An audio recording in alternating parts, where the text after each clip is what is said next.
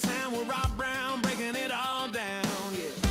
Yeah. SEC, sideline sports on my mind. Rob Brown calling game time, highlight shine, executive mind. Brendan Martin keeping Rob in line. Like, subscribe, share it, tell everyone. Sideline sports, y'all come back real soon. Same place, same time, same tune. Woo! Woo! Hey, boys! Hey, Brendan, how about them boys in the garage? I taught him everything he knows on the guitar. It's my move. Happy Friday, everybody. TGIF. Damn right. I love it, man. Rob Brown in Memphis with the best executive producer and just one of the best guys I know, Brendan Martin down in Ocala, Florida. We got a great one today on the Friday College Roundtable. Ron Higgins, one of the best writers in the country. He loves your dad. I know that, Buddy Martin. I met Ron in Memphis. You know, he was up here forever with the Commercial Appeal, also a member of St. Louis Catholic Church, and just one of the best guys around and witty beyond belief, smart. His dad, the SID at LSU, an institution in Baton Rouge. Frank Duffy, Doug Dean, Brad Bellamy will join us from Landers Ford in the fourth quarter. We are going to cover a lot today. The decision by Judge Roberts in Alabama. We talked about that yesterday with Everett Hoagland from the federal attorney's office up in Chattanooga. This has opened up possibilities. When is LeBron James coming back? He never went to college. I'm just saying, keep it in mind. Look, do us a favor. He's got eligibility. Take a picture with your phone of the QR code. We're live. Brendan streams us live on 8 channels, Facebook, Twitter, and YouTube. That's almost an impossibility. And we do this every day of the week, 8 shows on this channel. Hey, nobody outworks us, and the only easy day was yesterday. And Ron Higgins, not only are you one of the best writers and wittiest people and a longtime parishioner, I know you went to St. Louis Catholic Church. I saw you at some men's club meeting, but I think you went to St. Francis or out in Cordova. Right. But glad to have you on here. You know, back when late night TV was funny on the Letterman show, you've got a lot of that in you. You're brilliant, and you also make us laugh about things that are happening in college sports now. You're down in Baton Rouge now writing. Got Frank Duffy, who is Mr. LSU Tiger, we call him, Doug Dean in Birmingham, and Brendan in Ocala. Thank you for sharing time with us, Ron. I am wound up. We had the decision yesterday from Judge Roberts in Alabama.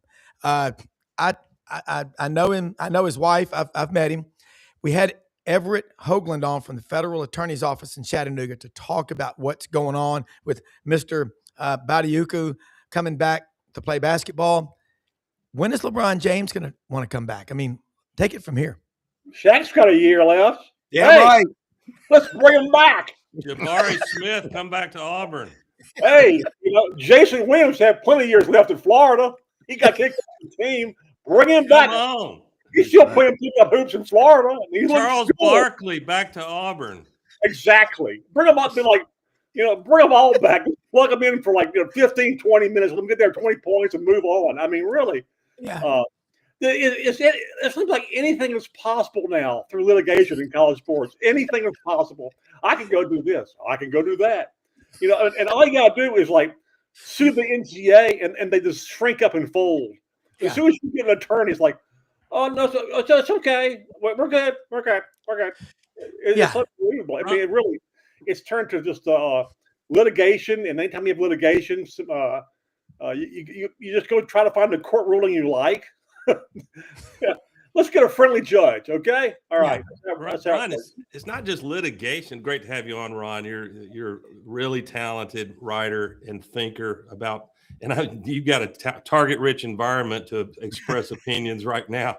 But It's not just the litigation, but now these coaches, because nature abhors a vacuum, and there is a legal and NCAA rules vacuum that is being exploited. But you can go to a county judge who has season tickets for your team and get a ruling. And I don't blame that judge. My God, he's not going to rule unfavorably. I guess he could. But the thing is, even my good, very smart Bama friends, they're not unhappy to have a big like that in this stretch of their schedule, but they usually add to that. But this doesn't feel right. It's not good for college athletics if we can blur the lines to that extent between professional and college.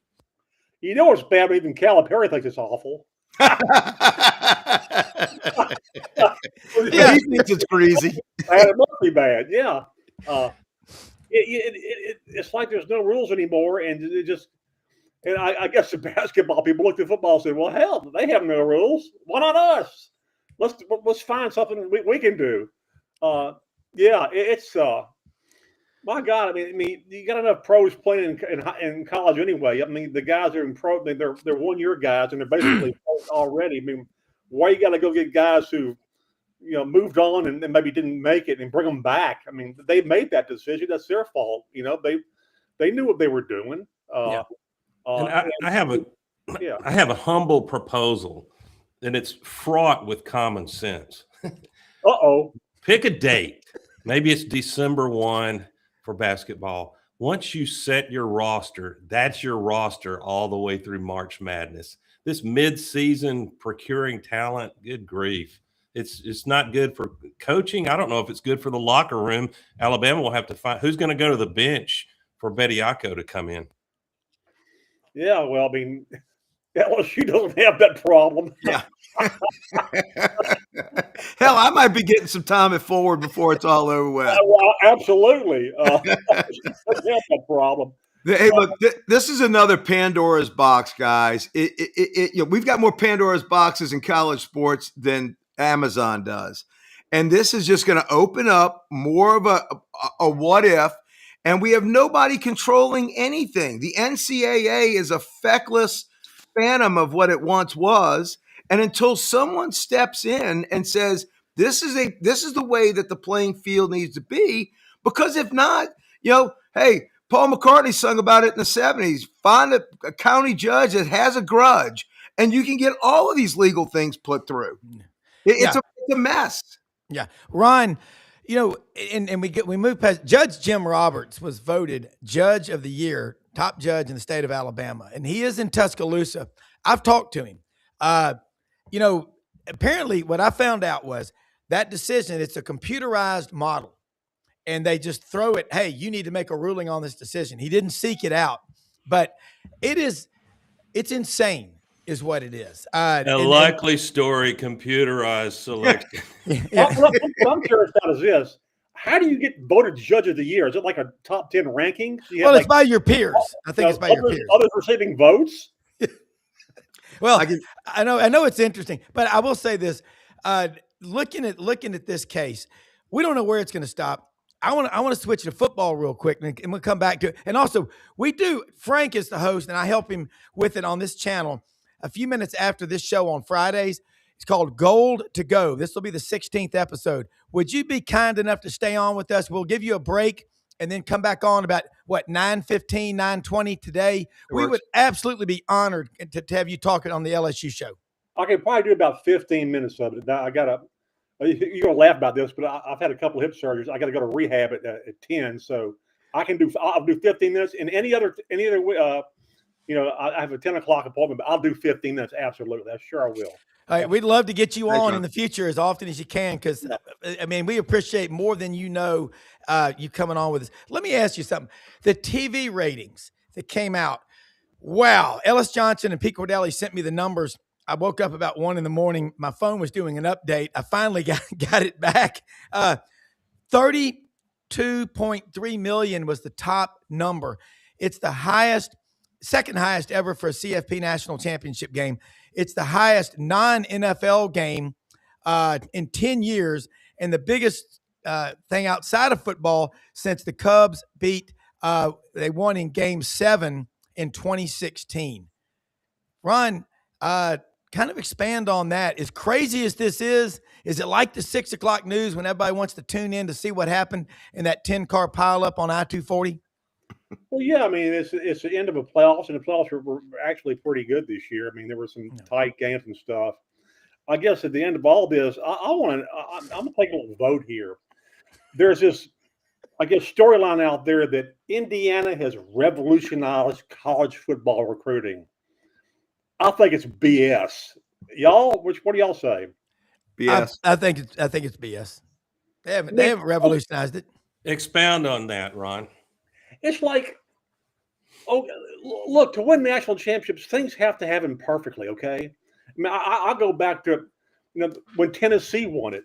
Tennessee won it at a time where every other state around it had programs that were down. So they were able to pilfer people out of South Carolina, Georgia, LSU. And they got all this great talent because all these programs were down, and it worked out for them. And then eventually those programs got good coaches, and then they kind of cut off Tennessee's path to it. LSU, they had Joe Burrow. I mean, look, LSU even won a national championship with Ed Orgeron. Are you kidding me? Are you kidding me? I mean, and basically it gave him, leeway to get a big contract and go flex on the beach for the next 4 years. Even Duff might agree that it was not arguably head coaching that won that 2019. Best thing he did was make sure Joe Burrow got crawfish on a recruiting visit and got him. Correct. And he got the right guys to help with offensive coordinating. Joe Brady, who Ed Orgeron didn't even know was that good. Because I asked him, did you know Joe Brady? I didn't know he was that good. I swear to God, I didn't know he was that good. Sean Payton had to tell him. Yeah, And so, Ron, don't you go after my 2010 Auburn Tigers now? Them's fighting words. I mean, look, it's all we got. I mean, they got to the game and won it. Cam Newton, when they got them there, they won on the field goal. I mean, and they didn't play great in the national championship, but they still won it. So, I mean, that's a legit team. I just, things have to happen perfectly. And for Indiana, it happened perfectly. But I just love the national media. They just climb up the storyline like it's revolutionized college sports. Bull crap. It's the teams with the most money who buy the most talent usually win. It's been that way forever, even when it was illegal. Okay? Yeah. Even when it was illegal, the teams who bought the most players usually won.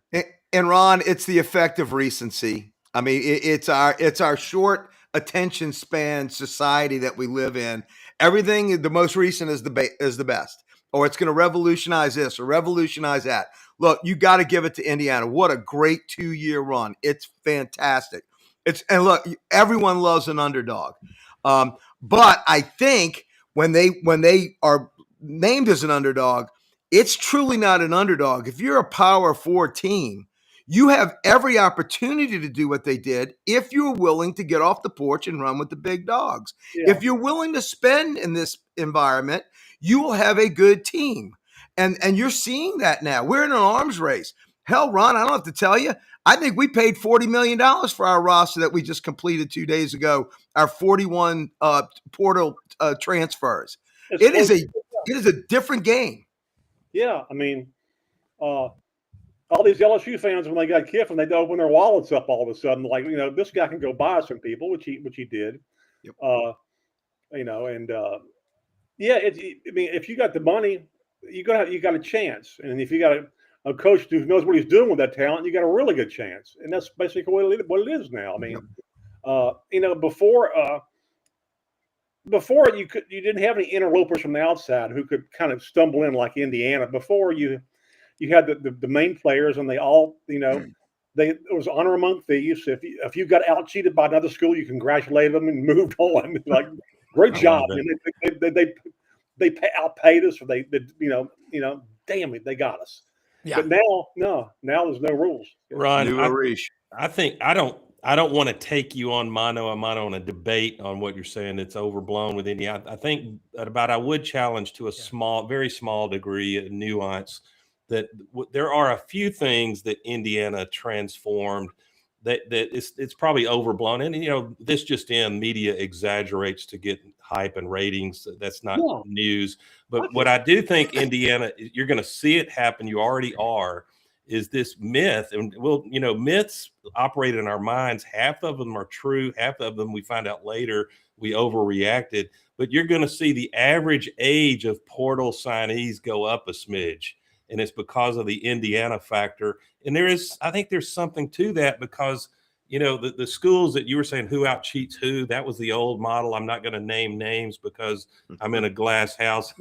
Auburn, if you're in the SEC, you were cheating. It's a question of were you going 40 or 150 in a school zone? Yeah, correct. And the degree of cheating should matter. And NCAA selectively protecting some teams should matter and be challenged. But here's my point. I think that the blue bloods, if you want to use that dying term, Georgia, Alabama, Ohio State, you can add 10 others if you want. They were recruiting out of magazine stuff. I see a 4 and 5 star. I think he's probably going to be good. If I sign enough of those, I can call the ones that don't work out. And oh, by the way, my fan base they're going to love me because I won the mythical recruiting national championship.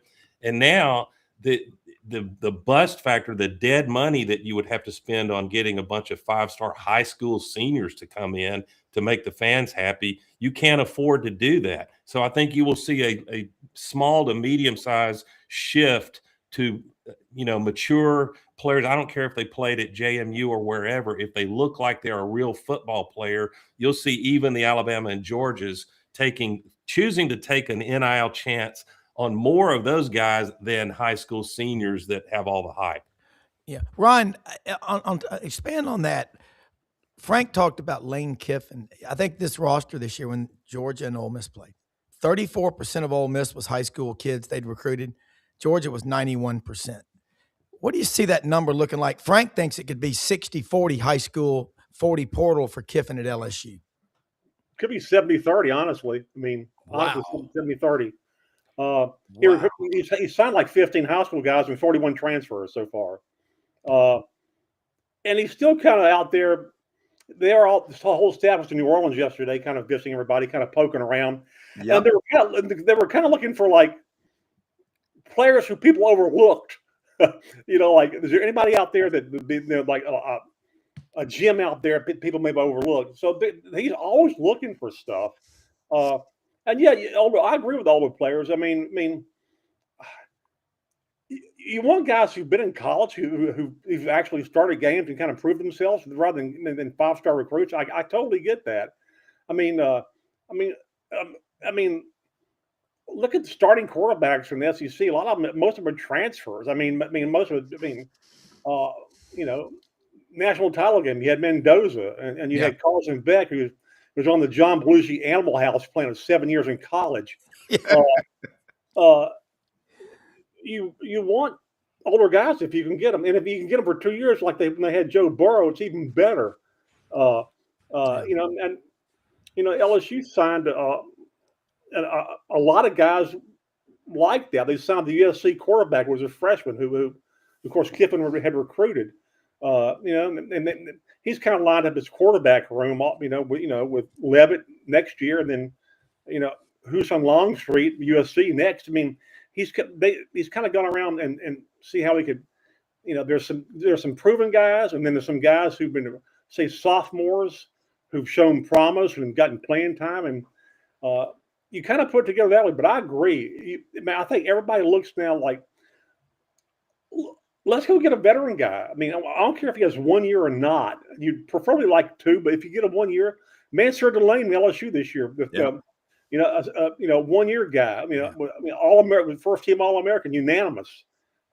Great portal get. So if you can find guys like that, you get them. You don't worry about them being here 1 year. And it's the nature of college sports now. You got to figure out how to look. Basketball done this for years. Calipari was the first guy to do it. Just get guys in for 1 year. They were freshmen, but you have to figure out how to get chemistry in that 1 year. Kind of same thing with football now. You got to figure out how you get guys together, new guys, and plug them in and play them and have some sort of chemistry. So that's the nature of the sport now. Yeah, absolutely. Don't you guys think? Sorry, Rob. Don't you think that as the how shall I say this? As the margin of error has really gotten minuscule, so that a coach, the GOAT, Nick Saban, who I would argue, and I don't want to take anything away from his game day coaching ability, his ability to develop teams, put schemes in at the right time and adjust that with opponents. But I think more than anything else, and I still give him massive credit for it. Saban used the Colin Powell war doctrine of overwhelming force. He could stack top 3 classes one after the other, and other programs have modeled that, but it's impossible to do that now. Once you sign a 5-star, what I can tell you is you just burn through a big chunk of your NIL war chest, and that player is going to be gone in a year if you don't get him on the field. And if you get him on the field and he's not ready, it's going to cost you some L's. So now I think coaching will matter way more. It always mattered, but the excellence in coaching, and we saw it from Cignetti, say what you want about Indiana not transforming football, but that was execution and polish. And in that national championship game, Mendoza only had to throw the ball 16 completions. Carson Beck only 19. Both of those, they were trying to mitigate risk of throwing too much and having a game-saving play made by an opposing defense. So I'm kind of excited as a fan to see how coaching and schemes and in-game adjustments really, really matters, unlike the old days. Ron, have you seen this book? We had John Talty on a few times talk about The Price, What It Takes to Win in College Football's Era of Chaos. Armin Katian and John Talty. It's a really, really good book. But Ron, you lived in Memphis a long time.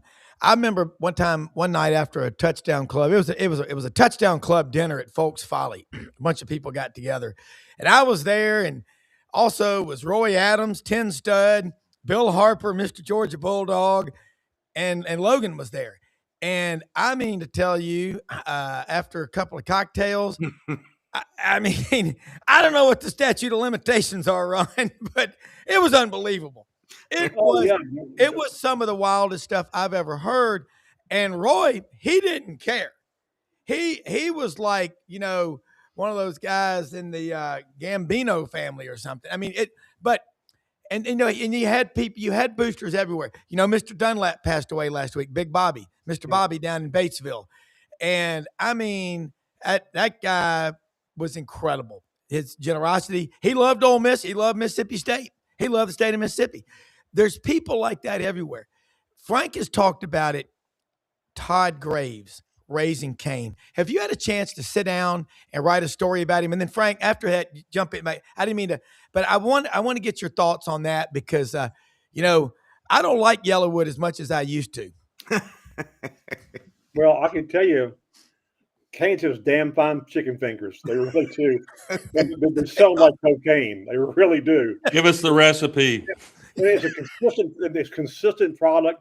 They don't expand their menu. They do what they do really well. And the guy, is a billionaire, way, way over a billionaire. Yes. I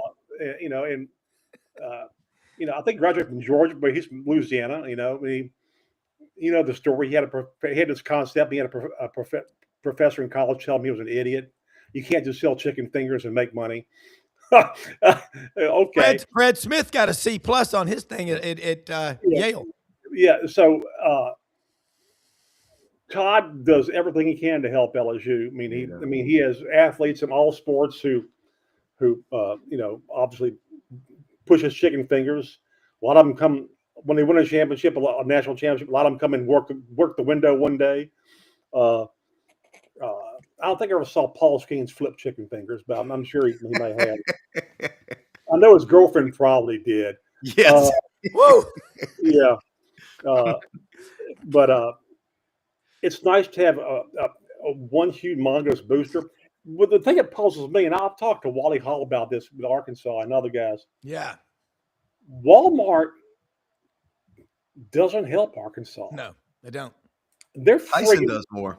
Yeah, I mean, the whole Walton family has more money than most of America, and they don't help Arkansas. I don't know what went wrong. I don't know why they don't help them.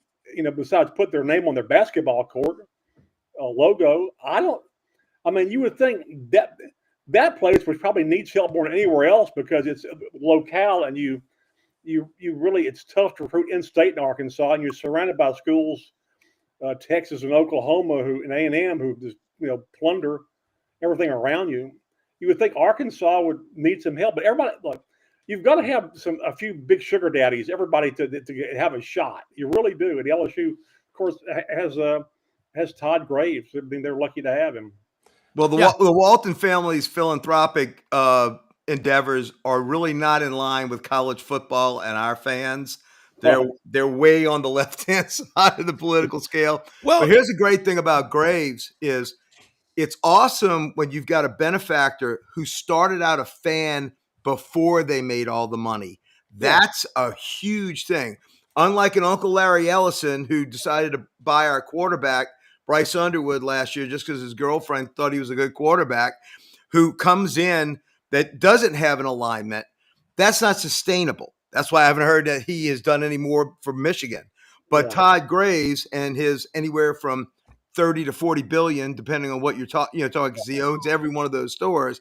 But having a love, they will step up and do it. And frankly, a lot of the money that's come in from our getting rid of Kelly and this portal haul, I've heard is from actually other LSU sponsors, not so much Todd. So it is a movement. Once you get these sponsors going, it almost has a centrifugal force to where it builds more sponsors coming in. And I think the catalyst of losing Bryce Underwood got enough Tiger boosters off their wallet to say, you know what? If we lost out on the best college quarterback and we've had very little left in the quarterback room just because of money, great, we'll throw up money. It was like when Saban came and first said before he ever coached it down at LSU, he goes, you guys want to play with the big boys? Our facilities are horrible. You got to get crowbars in your wallets and come up with some money. That's what I think happened again. That's why we just did a $40 million portal spend. I agree. Look, Todd Graves has enough money to offer coleslaw sales to buy players. Off my daughter alone 6 years in college. Yeah, I mean, so I agree.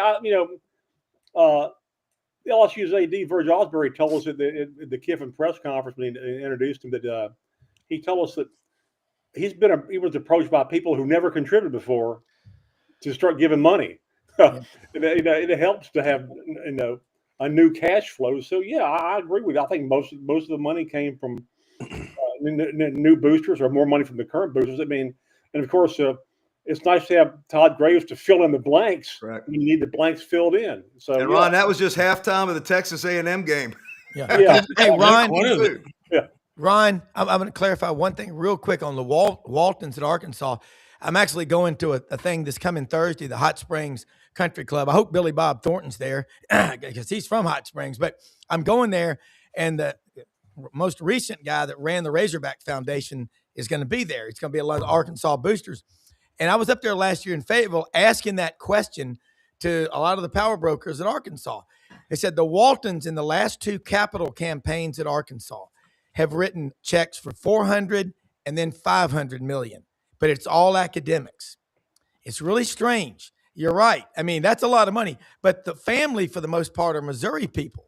Bill Lurie, he's a Memphis basketball icon. He married one of the Waltons. Yeah, Missouri, very contributor. Yeah. So when they built the complex, over on Getwell, that Penny, the 50,000 square foot, a friend of mine built it. He was the engineer. So I got to go on a tour right before they opened. And he said, Brown, when they did the groundbreaking for this facility, nobody could come. I said, why? He said, because you had 4 of the 10 wealthiest people in America there at the shovel, ceremony for the picture. All those Waltons were there. Combined net worth is like $267 billion as of last week. So you're right. And so it's kind of weird why they don't give to academics, but I just wanted to throw that in there. They're generous, but man, they need help at Arkansas. And Silverfield can connect. He was tight with Fred Smith and working hard with them to get things going. Now he's going to have to do it at Arkansas. Frank, sorry to interrupt. No. But I know the Tysons have spent money for Arkansas sports, but you're right. Where they are, I mean, literally, you would think with all that collection of wealth that Arkansas would have a bigger war chest. It's really shocking. And in the sense that like LSU is Louisiana, Arkansas is Arkansas. So you have that, you're not competing like you guys are with Alabama in the state of Alabama. So it should be an easy funnel to funnel that cash in. I am shocked that they don't. A couple of things. I wonder if, but first of all, Ron, despite Rob's gushing and deservedly lengthy introduction of all of your accolades, I think he may have left out you were inducted to the Louisiana Sports Hall of Fame, class of 24. Congratulations on that, Rob. I appreciate it. That's a big deal, especially when you live in the state of Louisiana. But the Waltons, we're talking about John Boy Walton, aren't we, Duff? No, seriously, I wonder if they have. First of all, you don't get to be what a mammoth, historically successful company like that without valuing ROI. And I think there might be a parallel with Indiana. I don't want to make my hog friends mad because I love that fan base, but show me the historic proof that there's a potential ROI worth a huge injection on an annual basis. And I can tell you, Rob knows this, even at Auburn, when we've got Jimmy Rain and others, we got a few billionaires. It's curious that that Tim at Apple has. He loves Auburn football, but I don't know that correlates with NIL gifts, which is his prerogative. But I think that I've seen our billionaires get restless if it looks like we can't figure ourselves out to run the football, to throw the football, and even be top 12 in the SEC. So they start to get restless, and I don't know that it's the best play anymore. And I wonder, wasn't Mark Cuban kind of late to the party, donating big at Indiana?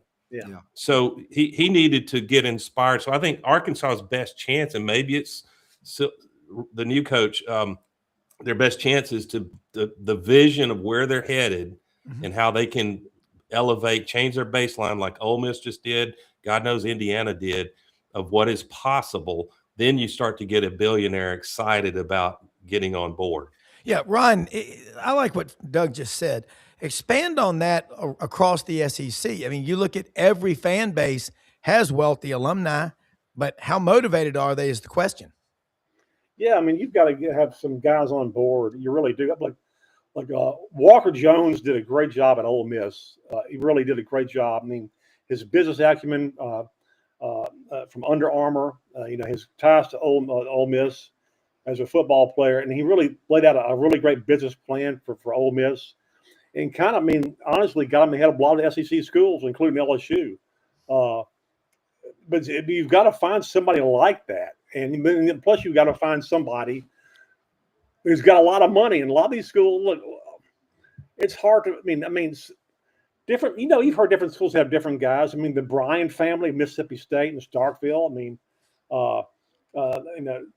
Tennessee had the guy who owns the Cleveland Browns, the Haslam. Haslam's, yeah. Haslam. Pilot gas stations. Yeah, everybody's got somebody.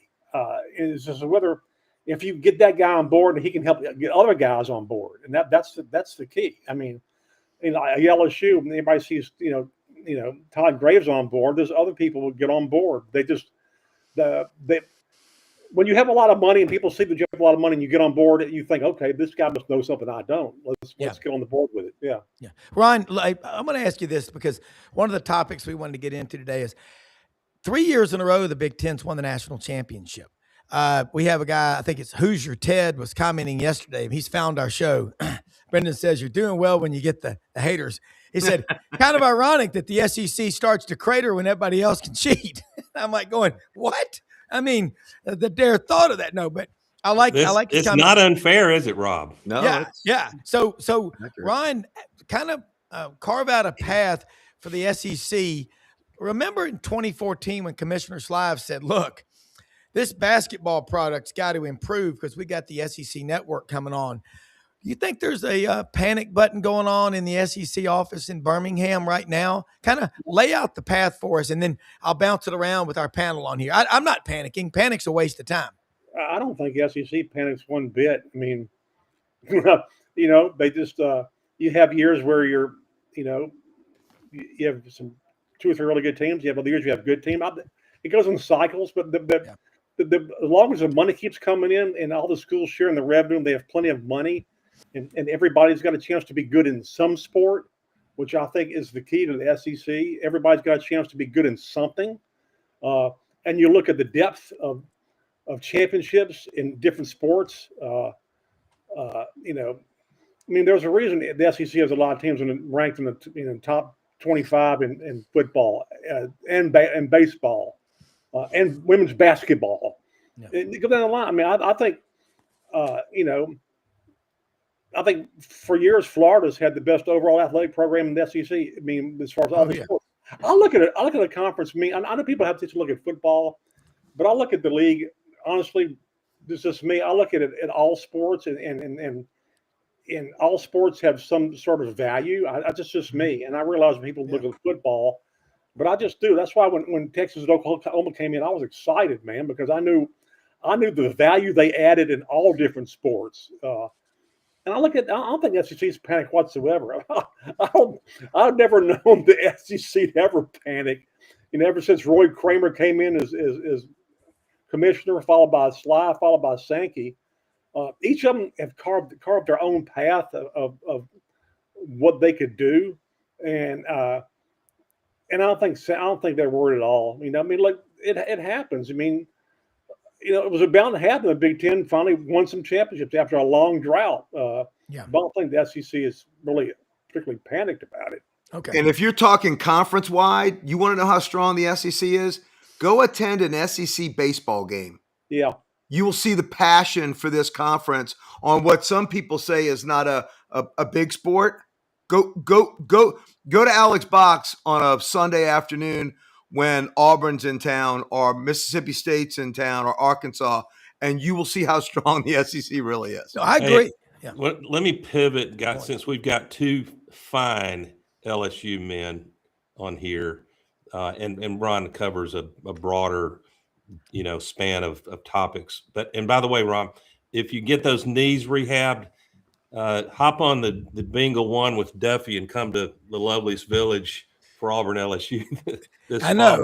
I'm fired up. That should be where I'm so glad we resumed that, even if it's just for a couple of years. But I want to get you guys, the LSU and Rob for that matter, opinion on, but partly because of Nick Saban, and it's well documented the venom that the average LSU fan felt about Saban. Or if you're going to come back to college, you should have gone to Baton Rouge.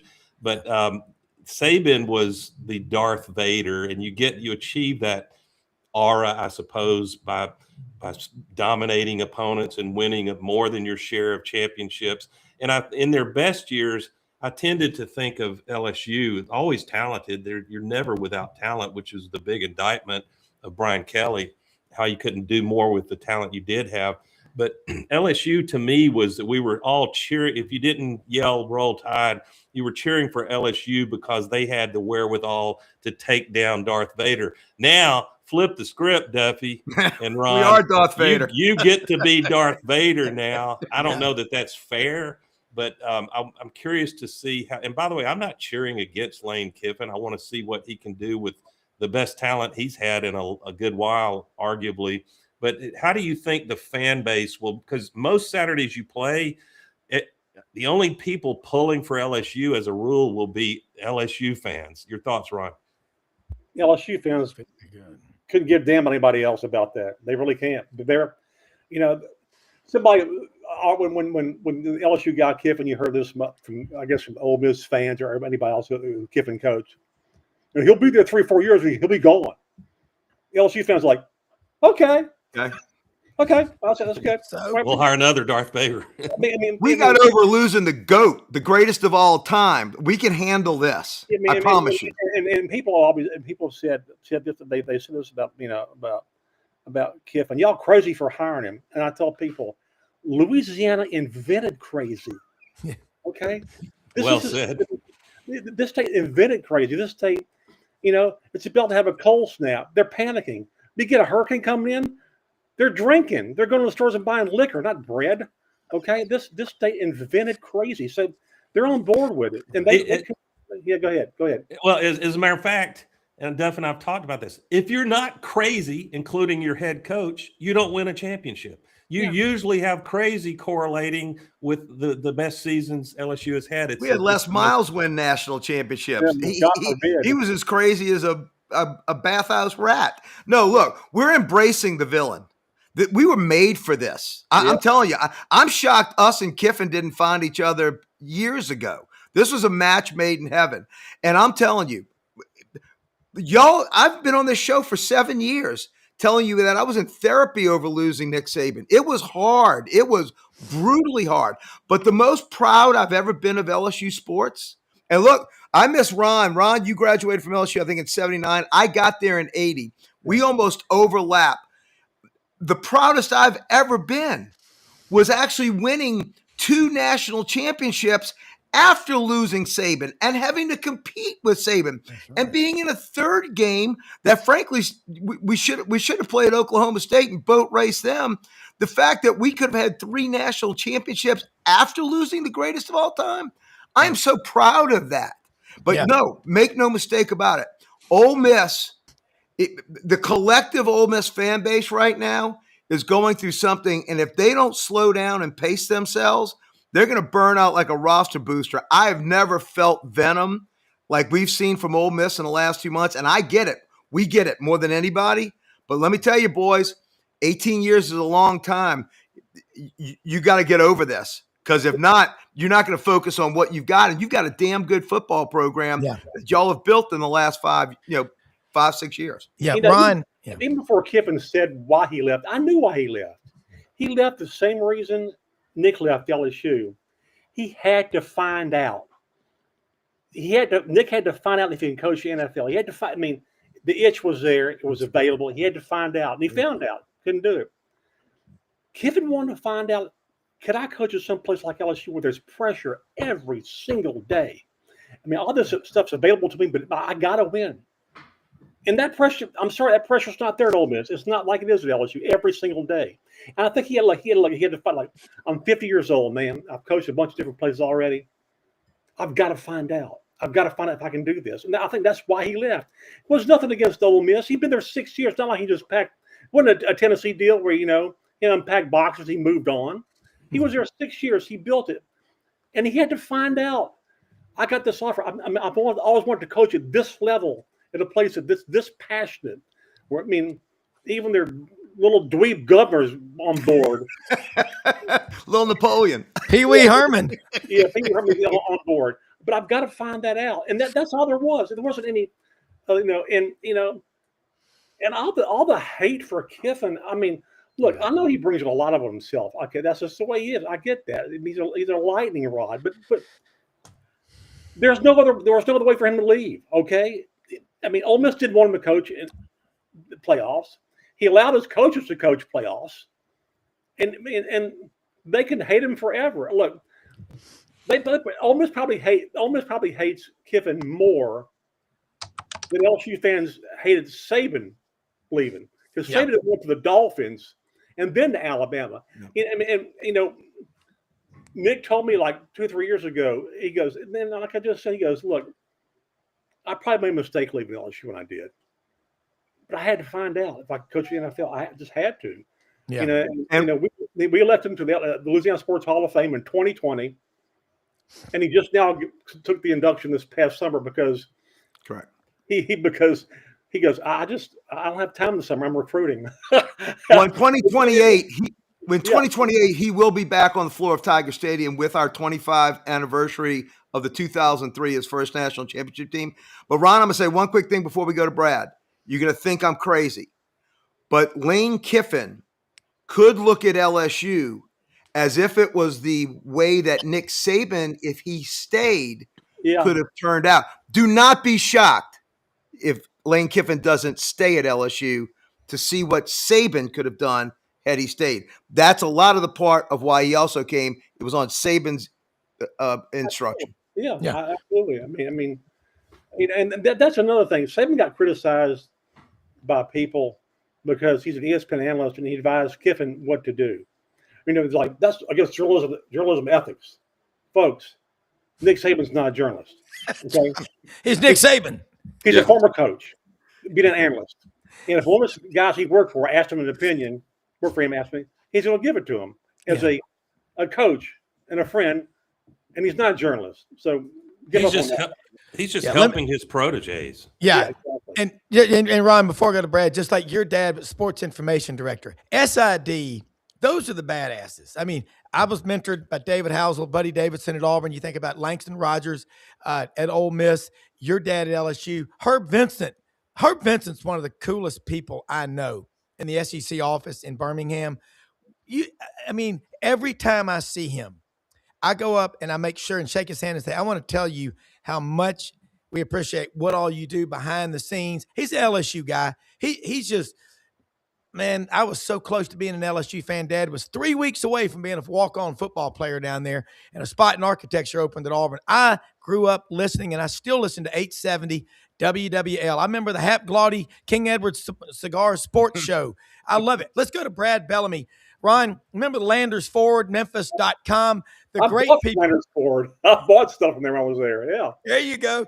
Brad, listen, I was texting Kirby, my friend Dobbs, about that iconic location. That is so cool because I used to go with my parents as a kid to buy cars. They had a guy there named Spanish McGee who ran the place, I think, and the Great Hall would be there. I love Landers, the greatest corporate partner I've ever seen. Your name's on 6 stadiums, but what you do with Agape, with Le Bonheur, it's just tip of the spear. Tell people about what's going on there, and then we're going to talk with Ron Higgins. You remember reading him back when we had sports writers in the commercial appeal. God, Absolutely. I love it. Okay. Yeah, I mean, that's my childhood right there. So, Ron, glad to be on here with you this morning. And, you know, it's funny. I was making the joke yesterday, Rob, that, you know, 20 years ago feels like the 80s, and then you realize it was 2006. So, you know, it's all we all have that problem at this point. But man, it, you know, like I announced last week, you know, we're super excited about our new, you know, Ford commercial and retail footprint on Mount Moriah, taking over for one of the iconic locations for Ford Motor Company in the history of the brand. So we got a lot going on. Obviously, there's a ton of distraction here in Memphis in the South as everyone predicts their over under on how much snow, ice, you know, 1994 keeps getting brought up, you know. Yeah. Again, hard to believe that was 32 years ago. Yeah. It's just wild to me that how much time flies by, but how much we remember, you know, all the ice we had, just like Hurricane Elvis when that came through too. So, but you know, right now we're focused today. We're not going to get snow. So we're selling cars. We're making deals happen and really excited about, you know, our current offers. That's everything we have right now. And we still got great deals on F-150 and 25 Explorer, and, you know, sold 2 Mach-E's this week. So EVs have continued to do well, even though they made the decision in Stanton that it's going to be a Tennessee truck plant. You know, we're still doing pretty good with electric vehicles, and it's a beautiful thing not having to go to the gas station. So, but great time to come in. We're here. We're going to be here all day. We'll be here tomorrow, and we're ready to take care of anybody in their sales or service needs. Great time today to bring your car in, because you might not be driving for a week, and we could hopefully get it worked on while the weather is what the weather is. So come check us out, LandersFordMemphis.com. And we're here to take care of you, Rob. Great to be on here with you guys this morning. Bold prediction. So today is what, January 23rd, 2026? Yep. I do not think that Lane Kiffin will be at LSU on January 23rd, 2030. I'm going to throw that out there now. I do not think that this is going to be $1,000 bet. That this is going to be the Nick Saban Alabama run. I struggle with Kiffin and his ability to be somewhere for a long term. $1,000 bet, and I'll pay you at Hot Springs at the track. Y'all both send it to me. I'll be the broker for this. There we go. Yeah, We're a third party. I think I'll bet you $100 though. I will do that. You got it. You got it. I'll bet you 100. You got it. Oh, you're a big player. There's no man. gambling at Bushwood. There is no gambling at Bushwood. Judge Smells. This is illegal. This is not. This is for donuts. For donuts. Oh, yeah. Donuts. Apple. God, you guys are ridiculous. I think the X factor. First of all, I have no idea. I got out of the business of predicting Lane Kiffin a while ago, but I think the X factor might be if he can hoist the national championship trophy. And I'm not talking about making it to the semis or making it to the big game, but actually winning it. Then I think that he will get a taste of blood in the fight, and he'll understand, not unlike Alabama, you got all the resources you could want at Alabama, Georgia, Ohio State, a handful of programs. LSU's got that putting it mildly, especially their fan base. Then Kiffin, if he wins early like that, as in by year 2, he might just say, hey, it's pretty fun down here, and I want to keep competing, because you go to the NFL, what would that be, his 4th or 5th firing if it doesn't work out in the NFL? Ryan, expand on that, and I want to get back to, you talk about Ole Miss. I've been to 52 games at Ole Miss over the years. I'm an Auburn grad, you know that, but been to a lot of games there. The typical narrative, my Ole Miss friends were like, Bobby, you Auburn people, y'all are like the Spartans. You're just in Alabama. Y'all are cannibals. Y'all don't win by enough. You're ready to run the coach out of town. We're happy with 7 or 8 wins, man. We're going to have a parade. Well, now that they've tasted the Final Four, I believe in that theory. Once your mind expands from its original size out to here, it's never going back to where it was. I think it's a totally new time in Oxford, and they're going to expect a lot out of Pete Golding from the get-go. Agree or disagree? No, I agree with that. Yeah, they're going to expect a lot of him. He was certainly talking big during the playoffs, but we'll see, because when you have a whole new coaching staff, I mean, really, and some guy, he got Frank Wilson from LSU, a running backs coach who has great relationships in New Orleans. But you know what relationships now mean in college football recruiting? Zero. That's right. Give me the bag. Yeah, that's right. Give me the bag. I mean, that's all I want to know. Give me the bag. I'll say this about Kiffin staying at LSU. I always thought Saban would leave Alabama too, but he realized there were things there he liked there, like Doug said. You had in-state recruiting. Jackie Sherrill told me this one time. I know people think Jackie just was the dark. I love him.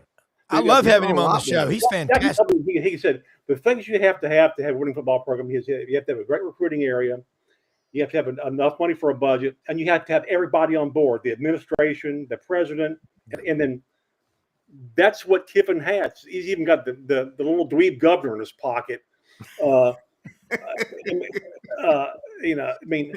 Everybody's on board with this, and I think he saw that. And I think, and if he keeps winning, there's more people going to get on that train. And then, and again, he's going to have to handle the pressure, because the pressure here is totally different than Ole Miss, and that's why he wanted. You asked for it, and now you got all this money, and you're buying all this talent, and you better damn sure win. And I think people understand that. I mean, I think the anticipation for Kiffin is greater than what it was for Nick Saban. Yeah, because they didn't know who Nick Saban was.